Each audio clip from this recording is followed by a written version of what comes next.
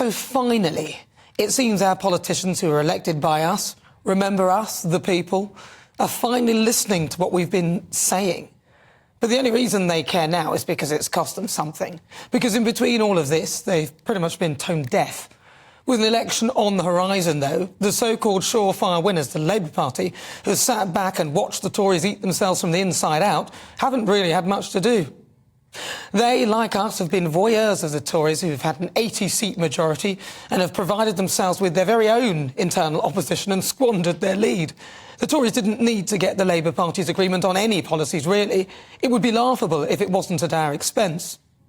So it took Sir Keir Starmer's party to lose the seat formerly held by ousted Prime Minister Boris Johnson, which must have hurt, for them to prick up their ears and realise that sitting back and waiting for the Tories to screw up, which is pretty much what the Labour Party has done thus far, isn't enough.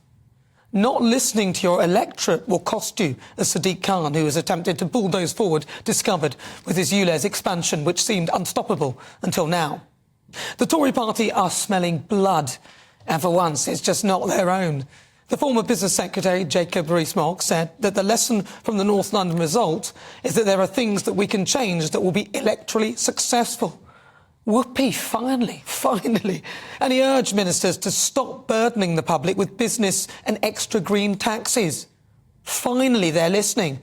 Whilst the Tories were pretty much annihilated in the other two seats, when it comes to issues surrounding net zero, if they put their money where their mouth is and ditch the green by scrapping certain elements and roll back on arbitrary deadlines, you never know. They may have a chance of winning the next general election.